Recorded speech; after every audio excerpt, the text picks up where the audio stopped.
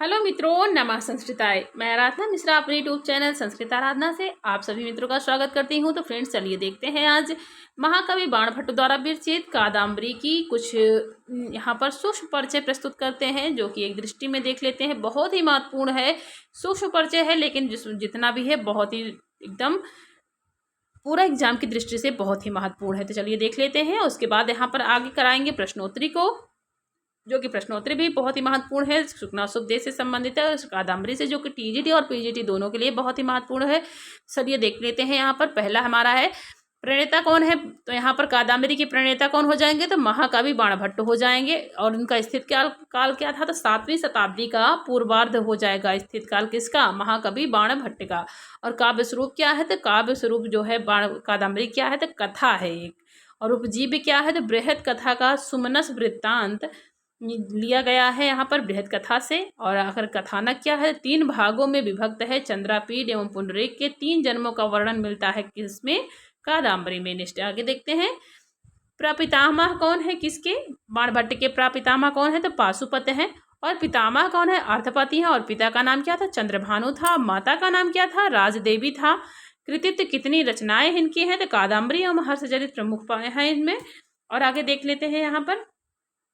यहाँ पर दिया गया है उपाधि क्या है इनकी, तो उपाधि जो कि तुरंग बाण दी गई है, किसकी उपाधि है, तो ये महाकवि बाणभट्ट की उपाधि है। और प्रमुख पात्र कितने हैं यहाँ पर कादम्बरी में, तो चंद्रापीठ नायक है, कादम्बरी नायिका है, वैशंपायन पुंडरीक उपनायक है, महाश्वेता उपनायिका है, सुकनाथ, जाबल, कपिंजल, पत्रलेखा, विलासवती, चांडाल कन्या, इंद्रायुध आदि प्रमुख पात्र मिलते हैं। इनका वर्णन मिलता है किसमें, कादम्बरी में। और विशिष्ट वर्णन देख लेते हैं इसमें क्या क्या है, तो विशिष्ट वर्णन के अंतर्गत आता है विंध्याटवी यहाँ पर मिल जाते हैं, पर्वत का वर्णन है, सालमरी वृक्ष का वर्णन मिलता है, जावली आश्रम मिलता है, अछोत सरोवर मिलता है, पंपा सरोवर है, विदिशा उज्जैनी आदि की कथाएं मिलती हैं। और वर्णन इनका पठनीय हो जाएगा। आगे देखते हैं।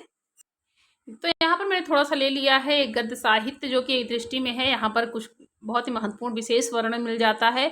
सूक्ष्म परिचय है, बहुत ही महत्वपूर्ण है। तो रचना यहाँ पर देखते हैं। और यहाँ गद्यकार है, विधा है, भाग है, रस है, पात्र कौन कौन है, उपजीव्य कहाँ से लिया गया है, और विशेष क्या है। तो यहाँ पर देखते हैं 10 कुमार चरितम। 10 कुमार चरितम में किसकी रचना है, दंडी की रचना है। कथा क्या है, विधा यहाँ पर कथा हो जाएगी। भाग 3 खंड है और श्रृंगार रस है।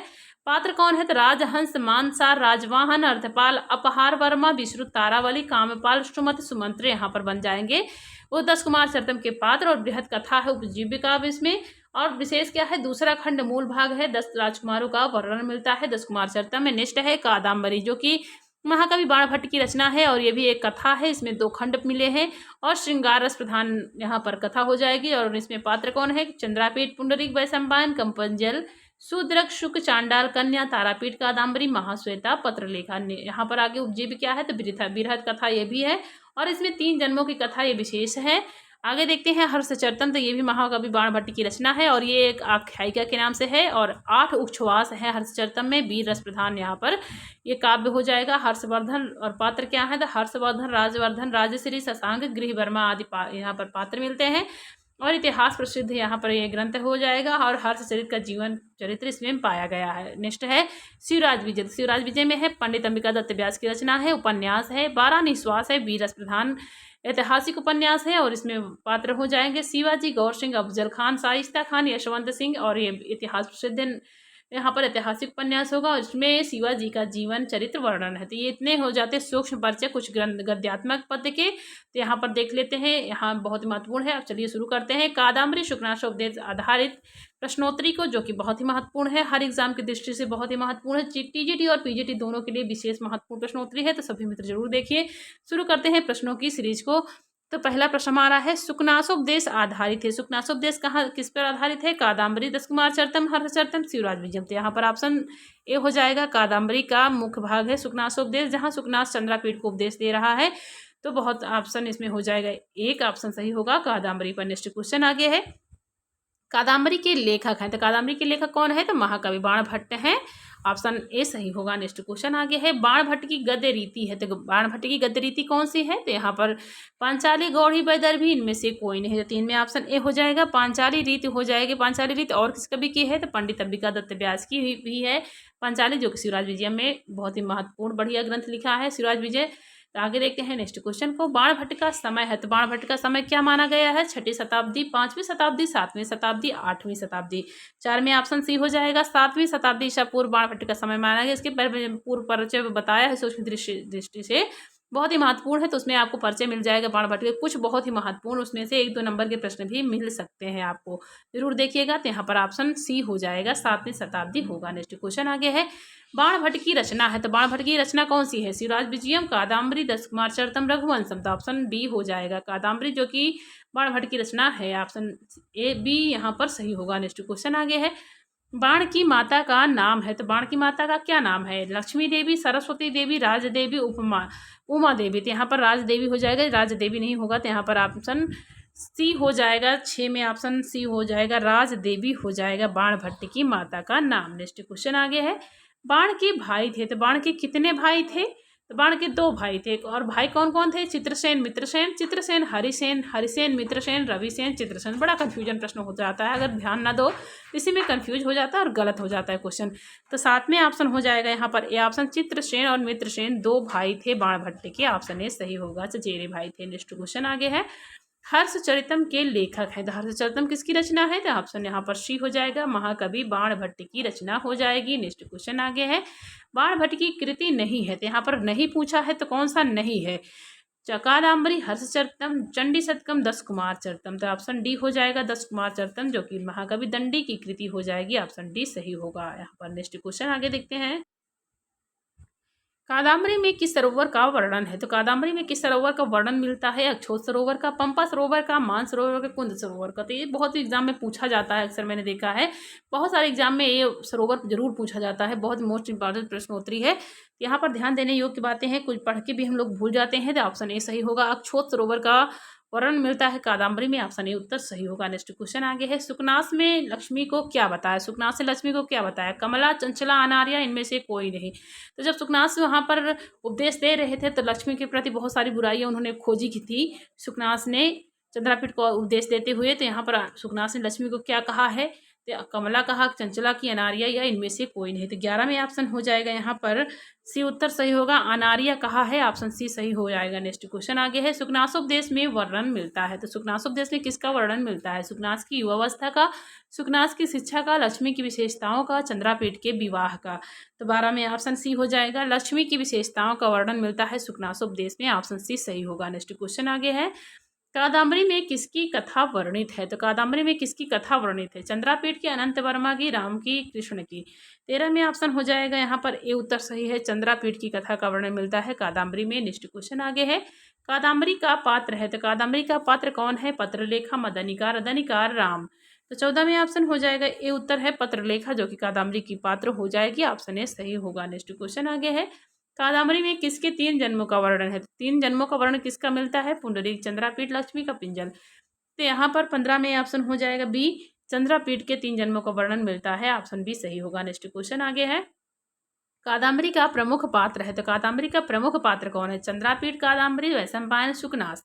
तो 16 में ऑप्शन यहाँ पर हो जाएगा ए उत्तर सही है, चंद्रापीठ हो जाएगा। ऑप्शन ए सही होगा। नेक्स्ट क्वेश्चन आगे है, निम्नलिखित तालिका यहाँ पर दी गई है, तालिका को सुमेलित करना है, और जहाँ पर रचनाएं हैं और उनके मुख्य भाग दिए गए हैं और विकल्प का सुमेलित कर कर चुनना है। तो यहाँ पर दिए है तालिका 1, तालिका 2, 10 कुमार चरितम क्या है और 12 निश्वास कादम्बरी यहाँ पर दिया गया, और तालिका में है 3 खंड।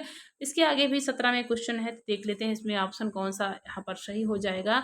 यहाँ पर 10 कुमार चरितम है, तो इसका ऑप्शन देखते हैं, तो यहाँ सही कौन सा ऑप्शन हो जाएगा।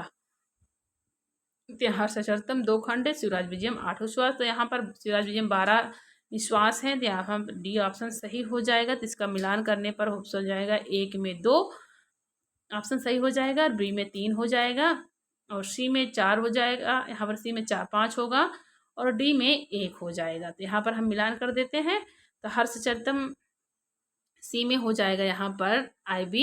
हर्षचरितम में कितने हैं? तो 8 उपश्वास हो जाएंगे सी में, और यहाँ पर डी में ऑप्शन हो जाएगा यहाँ, जो कि वहाँ पहले भाग में है, तो 12 निश्वास है, सभी को पता है। और यहाँ पर देख लेते हैं आगे, यहाँ है ये जो प्रश्नोत्तरी है, यहाँ पर 10 कुमार चरितम में 12 निश्वास, कादम्बरी 3 खंड हैं, तो यहाँ पर पूरा हम बड़ा कर लेते हैं, थोड़ा सा मिलान हो जाएगा। यहाँ पर मिलान करके बता देते हैं, तो यहाँ पर हो जाएगा 10 कुमार चरितम में क्या होगा, तो ऑप्शन 2 हो जाएगा। 3 खंड हैं।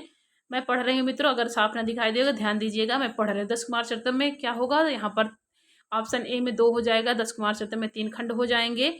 और बी में ऑप्शन हो जाएगा यहाँ पर कादम्बरी में 3 ऑप्शन सही हो जाएगा, कादम्बरी में 2 खंड हो जाएंगे। और सी में ऑप्शन मैंने पढ़ ही दिया है, तो यहाँ पर ऑप्शन सी में सही हो जाएगा हर्षचरितम में, जो कि 8 उपवास हैं, और शिवराज विजय में 12 निश्वास हो जाते हैं। ये हमारे ऑप्शन पढ़ दिया है। आगे देखते हैं हम नेक्स्ट क्वेश्चन को। यहाँ पर लक्ष्मी का मद होता है, तो लक्ष्मी का कैसा मद होता है, दुख को दूर करने वाला, सुखी बनाने वाला, संपत्ति देने वाला, अंतिम अवस्था में भी शांत ना होने वाला। तो लक्ष्मी मद तो सही होता है कि डी ऑप्शन सही हो जाएगा। अंतिम अवस्था में भी शांत नहीं होता, मरने वाला इंसान होता तभी मोह माया उसको नहीं छोड़ती है, तो ऑप्शन डी सही होगा। तो यहाँ पर अंतिम अवस्था में भी शांत ना होने वाला मद होता है लक्ष्मी का। लक्ष्मी किसे अच्छी नहीं लगती, लक्ष्मी तो सबको अच्छी लगती है, तो यहाँ पर ऑप्शन डी सही हो जाएगा। नेक्स्ट क्वेश्चन आगे है, यौवन से उत्पन्न अति गहन अंधकार होता है, तो यौवन से उत्पन्न अति गहन अंधकार कौन सा होता है, हितकर अहितकर, दीपक के प्रकाश से भी दूर न होने वाला, मत वाला। तो इसमें ऑप्शन सी हो जाएगा यहाँ पर, दीपक के प्रकाश से भी दूर ना होने वाला यौवन से उत्पन्न अति गहन अंधकार हो जाता है। यहाँ पर ऑप्शन सी सही हो जाएगा। तो नेक्स्ट क्वेश्चन आगे देखते हैं। यहाँ पर धन किसे मतवाला बना देता है, तो धन किसे मतवाला बना देता है, तपस्वी को, दानी को, अज्ञानी को, पशुओं को। तो 20वें ऑप्शन हो जाएगा यहाँ पर सी उत्तर सही है, अज्ञानी को धन मतवाला बना देता है। नेक्स्ट क्वेश्चन आगे है, उपदेश सरलता से किसमें प्रवेश कर जाते हैं, तो उपदेश जो कि देने वाले सरलता में किसमें प्रवेश करते हैं, स्वच्छ मन में, अशांत मन में, तपस्वी मन में, शिक्षित मन में। देखिए इसमें ऑप्शन हो जाएगा ए उत्तर, स्वच्छ मन अगर किसी का है, कोई उपदेश सुनना चाहता है तो उसमें बहुत ही सरलता से उपदेश प्रवेश कर जाते हैं स्वच्छ मन में, तो यहाँ पर ऑप्शन ए उत्तर सही हो जाएगा। यहाँ पर स्वच्छ मन होगा। नेक्स्ट क्वेश्चन आगे है, युवावस्था के आरंभ में निर्मल बुद्धि भी कैसी हो जाती है, सदाचारी, दानी, कलुषित, ठोस। तो यहाँ पर 22 में ऑप्शन हो जाएगा ऑप्शन सी, कलुषित हो जाती है। तो युवावस्था में अगर कोई समझाने वाला नहीं है तो इंसान भटक जाता है अपने रास्ते पर। तो यहाँ पर बहुत अच्छी बुद्धि, निर्मल बुद्धि भी कलुषित हो जाती है युवावस्था के आरंभ में, तो ऑप्शन सी सही होगा। नेक्स्ट क्वेश्चन आगे है, संपत्ति रूपी तिमिर से होने वाला अंधापन कष्टकर होता है, किसने कहा। तो संपत्ति रूपी तिमिर से जो कि यहाँ पर अंधापन कष्टकर होता है, किसने कहा, सुकनास ने, चंद्रापीठ ने, तारापीठ ने, द्वारपाल ने। या तो कहा है सुकनास ने चंद्रापीठ से, तो ऑप्शन ए हो जाएगा कि संपत्ति रूपी तिमिर से होने वाला अंधापन कष्टकर होता है, सुकनास ने कहा है, किससे, चंद्रापीठ से। नेक्स्ट क्वेश्चन आगे है, अहंकार से उत्पन्न उष्णता शीतल औषधियों से भी शांत नहीं होती, यह कथन किसने कहा है। तो अहंकार से उत्पन्न उष्णता शीतल औषधियों से भी शांत नहीं होती, यह कथन किसने कहा है, किससे कहा है। चंद्रापीठ ने, तारापीठ से, सुकनास ने, चंद्रापीठ से, चंद्रापीठ ने, सुकनास से, सुकनास ने, तारापीठ से। तो यहाँ पर ऑप्शन बी हो जाएगा, सुकनास ने चंद्रापीठ से कहा है, तो ऑप्शन बी सही होगा। नेक्स्ट क्वेश्चन आगे है, काम क्रोध आदि दोषों को उनके रूप में परिवर्तित कर देता है, कैसे कर देता है, राजा का उपदेश, गुरु का उपदेश, माता का उपदेश, बड़ों का उपदेश। तो यहाँ पर 25वें ऑप्शन बी हो जाएगा, गुरु का उपदेश हो जाएगा। काम क्रोध आदि दोषों को उनके रूप में परिवर्तित कर देता है, गुरु का आदेश अगर उपदेश मिलता है, तो ऑप्शन बी सही होगा। नेक्स्ट क्वेश्चन आगे है, विषय भोग की मृग तृष्णा होती है, तो विषय भोग की मृग तृष्णा कैसी होती है, सुखों को हरने वाली, ज्ञान देने वाली, इंद्रियों का हरण करने वाली, दुखों का हरण करने वाली। तो 26वें ऑप्शन हो जाएगा यहाँ पर सी, इंद्रियों का हरण करने वाली होती है विषय भोग की मृग तृष्णा, ऑप्शन सी सही होगा। नेक्स्ट क्वेश्चन आगे है, सुकनासोपदेश में उपदेश दिया गया है, तो सुकनासोपदेश में किसे उपदेश दिया गया है, चंद्रापीठ को, तारापीठ को, कादम्बरी को, सुकनास को। तो ऑप्शन ए सही होगा, चंद्रापीठ को उपदेश दिया गया है सुकनासोपदेश में, ऑप्शन ए उत्तर सही होगा। नेक्स्ट क्वेश्चन आगे है, समस्त मल को धोने में समर्थ बिना जल का स्नान कहा गया है, तो समस्त मल को धोने में समर्थ बिना जल का स्नान किसे कहा गया है, पुस्तकीय ज्ञान, धर्मशास्त्रीय ज्ञान, लौकिक ज्ञान, गुरु का उपदेश। तो यहाँ पर 28 में ऑप्शन हो जाएगा डी उत्तर सही है, गुरु का उपदेश समस्त मल को धोने के में समर्थ बिना जल का स्नान बताया गया है, तो ऑप्शन डी उत्तर सही होगा। नेक्स्ट क्वेश्चन देखते हैं, गुरु के उपदेश की अवहेलना करता है, तो गुरु के उपदेश की अवहेलना कौन करता है, अहंकार रूप में जिसके कानों के छेद बंद हो गए हैं, जिसे अधिक ज्ञान हो गया है, जो धनवान हो गया, जो बुद्धिहीन है। 29वें ऑप्शन ए हो जाएगा, अहंकार रूप में जिसके कानों के छेद बंद हो गए हैं गुरु के उपदेश की अवहेलना करता है, ऑप्शन ए उत्तर सही होगा। नेक्स्ट क्वेश्चन आगे है, राज रूपी विष से उत्पन्न उन्मत्त मनुष्य हो जाता है, तो राज रूपी विष से उन्मत्त मनुष्य क्या हो जाता है? चेतन, अचेतन, ज्ञानी, तपस्वी। 30 में ऑप्शन हो जाएगा बी उत्तर सही है, अचेतन हो जाएगा, ऑप्शन बी सही होगा। नेक्स्ट क्वेश्चन आगे है, लक्ष्मी की उत्पत्ति कहाँ से हुई है? तो लक्ष्मी की उत्पत्ति कहाँ से हुई है? सागर से, ब्रह्मा के मुख से, विष्णु की नाभि से, चंद्रमा की कांति से। 31 में ऑप्शन हो जाएगा यहाँ पर ए उत्तर है, क्षीर सागर से लक्ष्मी की उत्पत्ति हुई थी, 14 रत्नों के साथ लक्ष्मी की प्राप्ति हुई थी, ऑप्शन ए सही उत्तर हो जाएगा सागर से। नेक्स्ट क्वेश्चन आगे है, चंद्रापीठ का राज्याभिषेक करने की इच्छा किसे हुई थी? तो चंद्रापीठ का राज्याभिषेक करने की इच्छा किसे हुई थी? सुकनास को, तारापीठ को, कादम्बरी को, वैशंपायन को। तो ऑप्शन बी उत्तर होगा, तारापीठ को हुई थी चंद्रापीठ का राज्याभिषेक करने की इच्छा, तभी सुकनाथ चंद्रापीठ को उपदेश देते हैं, ऑप्शन ए बी यहाँ पर सही होगा। नेक्स्ट क्वेश्चन आगे है, अभिषेक की सामग्री किसने एकत्रित की थी? तब अभिषेक की सामग्री किसने एकत्रित की थी? सुकनास ने, तारापीठ ने, द्वारपालों ने, सैनिकों ने। 33 में ऑप्शन हो जाएगा यहाँ पर सही उत्तर सी होगा, द्वारपालों ने की थी, तो ऑप्शन सी उत्तर सही हो जाएगा। नेक्स्ट क्वेश्चन आगे है, स्वार्थी मनुष्य राजाओं से मृगिया के संबंध में कहते हैं। तो स्वार्थी मनुष्य राजाओं से मृगिया के संबंध में क्या कहते हैं? दोष, श्रम, मनोविनोद, सद्गुण। तो 34 में ऑप्शन हो जाएगा बी श्रम कहते हैं, ऑप्शन बी उत्तर सही होगा। नेक्स्ट क्वेश्चन आगे है, राज्याभिषेक के समय किसकी आवश्यकता होती है? धन की, सेना की, उपदेश की, विश्राम की। तो ऑप्शन सी होगा, उपदेश की आवश्यकता होती है राज्याभिषेक के समय, ऑप्शन सी उत्तर सही होगा। नेक्स्ट क्वेश्चन आगे है, लक्ष्मी करती हैं, लक्ष्मी क्या करती है? त्याग का स्वागत, त्याग का अनादर, त्याग का उपदेश, इनमें से कोई नहीं। तो 36 में ऑप्शन हो जाएगा यहाँ पर बी ऑप्शन सही है, त्याग का अनादर करती हैं लक्ष्मी, ऑप्शन बी उत्तर सही होगा। नेक्स्ट क्वेश्चन आगे है, गंधर्व नगर की रेखा को माना गया है। तो गंधर्व नगर की रेखा को क्या माना गया है? शुभ सूचक, कल्याणकारक, हानिकारक, अमंगल सूचक। यहाँ पर 37 में ऑप्शन डी हो जाएगा, अमंगल सूचक माना गया है गंधर्व नगर की रेखा को, ऑप्शन डी सही होगा। नेक्स्ट क्वेश्चन आगे है, लब्धापि दुखेन परिपाल्यते किसका कथन है? तो लब्धापि दुखेन परिपाल्यते यह कथन किसका होगा? शुकनास का, चंद्रापीठ का, तारापीठ का, बिलासवती का। 38 में ऑप्शन हो जाएगा ए उत्तर है, शुकनास का हो जाएगा, लब्धापि दुखेन परिपाल्यते यह कथन होगा शुकनास का। नेक्स्ट क्वेश्चन आगे है, त्रयीमयाय त्रिगुणात्मने नमः, इस सूक्ति वाक्य में नमः के साथ विभक्ति का प्रयोग हुआ है। तो नमः स्वस्थ स्वाहा सुधा अलम वसट योगाच्य के अंतर्गत चतुर्थी का प्रयोग हुआ है, तो ऑप्शन बी सही होगा। और ये मंगलाचरण है यहाँ पर कादम्बरी का रजो से जन्मन सत्यवृत्ति है, यहाँ पर ऑप्शन हो जाएगा बी चतुर्थी है, नमस्कारात्मक मंगलाचरण है, तो ऑप्शन बी सही होगा। नेक्स्ट क्वेश्चन आगे है, कादम्बरी के प्रारंभ में कौन सी सूक्ति को उद्धृत किया गया है?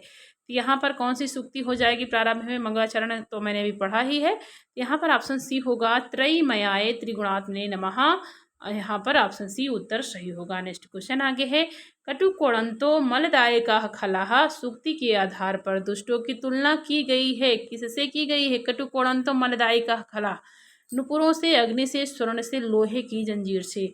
41 में ऑप्शन डी हो जाएगा यहाँ पर, तो कटुकोणंतो मलदायका खलाहा, यहाँ पर सूक्ति के आधार पर दुष्टों की तुलना लोहे की जंजीर से की गई है, ऑप्शन डी उत्तर सही हो जाएगा। तो मित्रों मैंने यहाँ पर 41 प्रश्नों की प्रश्नोत्तरी कराई है, और कुछ सूक्ष्म परिचय था जो कि बहुत ही महत्वपूर्ण था, वहाँ से प्रश्न फंसने के चांस थे, तो वहाँ पर मैंने भी करा दिया है, क्योंकि अभी जब तक एग्जाम नहीं होता है रिवीजन करते रहिए, जहाँ से जितने प्रश्न मिल रहे हैं तो वहाँ से उतने ही प्रश्न हमको मिले, जो भी मिले वहाँ पर हम पढ़ते रहें, कहीं से भी कोई भी प्रश्न आयोग पूछ सकता है, कोई ये नहीं है कि हमको बता के पूछेगा कि हम यहाँ से प्रश्न उठा रहे हैं, यहीं से पेपर बना रहे हैं। तो सभी मित्र पढ़ते रहिए, रिवीजन करते रहिए, रिवीजन के तौर पर ये बहुत ही अच्छी प्रश्नोत्तरी है सभी मित्रों के लिए। तो जो भी मित्र हमारे चैनल को सब्सक्राइब नहीं किए हैं तो सब्सक्राइब जरूर कीजिए, और वीडियो को लाइक करिए, मित्रों तक शेयर करिए, पढ़ते रहिए मित्रों। आपका दिन शुभ और मंगलमय हो, इसी कामना के साथ मित्रों नमः संस्कृताय।